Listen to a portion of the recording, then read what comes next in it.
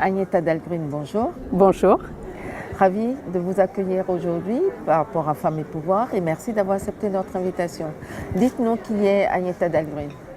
Alors, je travaille chez Renault, dans le groupe Renault. Je suis directeur design en charge du segment C et les véhicules électriques. Très bien. Donc vous êtes dans un monde industriel essentiellement masculin. Donc j'ai tout de suite envie de vous demander, qu'est-ce que c'est pour vous le mot pouvoir ? Oui, premièrement, l'automobile, certes, c'est un monde assez masculin, mais nous sommes de plus en plus de femmes qui travaillent chez Renault notamment. Aujourd'hui, on atteint un pourcentage de 20% de femmes au sein de Renault. D'accord. Le mot pouvoir, pour moi, il a plusieurs côtés. Il y a le mauvais côté, il y a le bon côté. Le mauvais côté du mot pouvoir, c'est quand on se met au-dessus des autres. C'est quand on est autoritaire. Pour moi, ce n'est pas un bon pouvoir. Pour moi, le pouvoir, c'est de pouvoir influencer, c'est de pouvoir agir et changer les choses. Mais avec le pouvoir vient aussi une certaine responsabilité. Et je trouve ça vraiment très important puisque quand on a du pouvoir, on devient aussi responsable. On devient responsable des autres. Que les autres donnent le mieux de soi-même, qui se responsabilisent également. Et voilà, le mot pouvoir pour moi, il a beaucoup de significations différentes. Très bien. Est-ce que cela se traduit pour vous de façon différente dans votre espace personnel et professionnel ? Oui, bien sûr. Je pense que dans le cadre du travail, on a un certain rôle, justement, un rôle hiérarchique, un rôle de leader. Dans la vie personnelle, ce rôle, il est très différemment au sein d'une famille, par exemple, au sein d'un cercle d'amis ou dans des associations. Donc, le mot pouvoir, enfin le pouvoir, il s'exerce de façon extrêmement différente. Est-ce que vous diriez qu'il y a une différence dans l'exercice du pouvoir selon si on est un homme ou une femme, dans votre milieu, par exemple ? Moi, je ne veux pas faire de différence au niveau des genres. Je trouve qu'on est des personnes avant tout, on a un certain caractère, on a des personnalités. Il en faut dans une entreprise, il en faut de caractères de plus nombreux possible. Donc il faut de la diversité, des diversités de genre, des diversités de nationalité, de toute diversité différente donne de la richesse. D'accord. On entend souvent dire que les femmes qui ont du pouvoir, qu'elles ont dû sacrifier quelque chose. Est-ce que vous, ça a été votre cas ou est-ce que vous trouvez que franchement, ça n'a aucun sens en fait ? Je pense que toute personne, toute femme ou homme qui choisit une certaine carrière, qui demande beaucoup d'investissement, on sacrifie forcément des choses, sans doute, mais ce sont des choix qu'on fait et en fonction de ces choix, ça influence bien sûr une vie familiale, mais je pense que ce qu'il faut avant tout, c'est de se sentir bien, de suivre sa voie, de suivre ses rêves. Et avec ça, une vie familiale, par exemple, se comporte très très bien aussi. Si on voit que les personnes sont heureuses avant tout et suivent leur passion, je pense que c'est ça qui compte pour beaucoup. Si vous aviez un conseil justement à délivrer à des jeunes filles qui souhaitent réussir leur vie professionnelle et éventuellement être dans le même secteur d'activité que vous leur diriez quoi ? Je leur dirais de vraiment se poser la question pourquoi elles veulent atteindre un certain niveau, quelles sont les valeurs derrière, qu'est-ce qui compte pour elles dans la vie. Voilà, je pense que c'est une question très, très importante de savoir quelles sont les valeurs avant autre chose. Avant d'atteindre un certain niveau au statut social ou un certain niveau hiérarchique, de savoir qu'est-ce qui est important dans la vie professionnelle mais personnelle, et c'est un tout.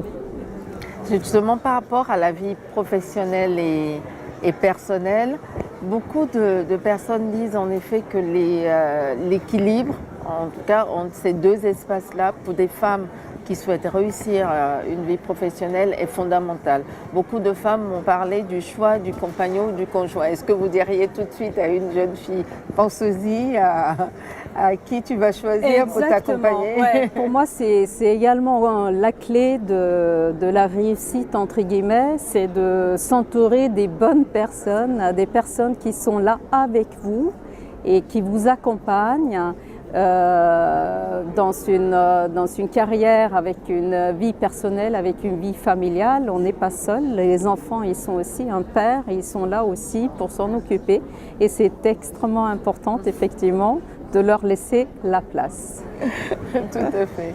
Si vous aviez une suggestion, une proposition, une idée pour préserver l'équilibre dans notre société sur toutes les questions, diversité, égalité, est-ce que vous avez ou est-ce que vous avez identifié dans votre environnement professionnel au niveau national mais international une bonne idée, une bonne pratique qui pourrait justement contribuer peut-être à faciliter l'ascension des jeunes filles à des espaces de direction? Est-ce que vous avez quelque chose à nous proposer? Au sein de la direction design de Renault, on a une très grande diversité, notamment d'origine de personnes. On est presque une trentaine de nationalités différentes sur environ 450 personnes. Très bien. Et vous disiez tout à l'heure qu'il y avait aussi beaucoup de femmes? Ça dépend. Au sein de notre direction, c'est difficile. On cherche à trouver des jeunes filles qui s'intéressent au design automobile. C'est un métier vraiment très intéressant et fantastique. La voiture, c'est un objet qui intègre énormément de paramètres différents et c'est vraiment très très intéressant. Et il ne faut pas forcément avoir été passionné de sport automobile depuis sa jeunesse pour le pratiquer. Est-ce que vous avez une phrase ou un proverbe qui illustre vos propos, vos engagements, qui parle de vous ou qui vous inspire?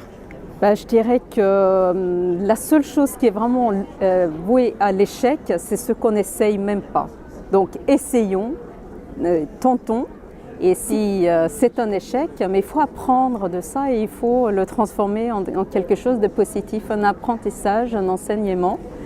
Et voilà. Très bien. Si vous étiez un animal, lequel seriez-vous? Alors, je serais, je pense, un oiseau. Un oiseau a cette capacité de prendre vraiment le recul sur les choses, de voir les choses d'une autre perspective. Et en plus, le plaisir de voler, de juste bouger dans l'espace, ça m'intéresserait beaucoup. En fait. Exactement. Si en préparant cette rencontre, on vous a demandé de venir avec un objet ou une photo, quelque chose qui pour vous illustre le pouvoir et la féminité, à quoi avez-vous pensé? Mais j'ai emmené cette petite voiture, c'est le nouveau Renault Scénic. Et si je suis là aujourd'hui, c'est grâce à cet objet, en fait, entre autres. C'est donc le nouveau Scénic de Renault et je trouve que c'est un véhicule familial. J'espère qu'elle va plaire à beaucoup de femmes et d'hommes également, bien sûr. Et je pense que c'est une très très belle réussite. Et aussi, il y avait une équipe projet très féminine autour de ce projet véhicule. Donc je trouve que c'est une très belle réussite qui résume le pouvoir et la féminité. Et la féminité. Pourtant, ça paraît logique d'associer les femmes au design de l'extérieur, puisqu'on associe beaucoup l'utilité à l'esthétique et on n'y pense pas beaucoup dans votre milieu. Et donc, oui, je pense que c'est très important en effet, puisque le choix dans l'achat d'un véhicule est pour beaucoup fait par les femmes aujourd'hui, plus que les hommes. Si on écoute les statistiques, il y a plus de femmes dans la prise de décision d'un achat de véhicule. Et effectivement, je pense que c'est important dans les équipes qui travaillent sur les futurs projets véhicules qu'il y a beaucoup de diversité, d'horizons différents. C'est bon pour la créativité et c'est bon certainement pour le résultat final également. Très bien, mais merci beaucoup. Si une petite fille regarde cette émission et déclare « Quand je serai grande, je voudrais être Agneta Dahlgren », vous lui diriez quoi? Je lui dirais d'y croire, hein, de croire que c'est possible, parce que c'est vrai que c'est un métier qui est concurrentiel. Il y a beaucoup de personnes qui rêvent de faire ce métier. Il faut persévérer, il faut pratiquer et il faut y croire, surtout. C'est possible. Très bien. Notre entretien touche à sa fin. Pour Agneta Dalgrin, le pouvoir, c'est en un mot ou en une phrase? Pour moi, le pouvoir, hein, c'est de pouvoir influencer, c'est de pouvoir agir, changer les choses. Et c'est aussi une responsabilité vis-à-vis des personnes avec qui on travaille, de pouvoir leur donner tous les outils qu'il faut pour réussir leur travail. Très bien, mais merci beaucoup, ça a été un grand plaisir de vous avoir. Merci à vous.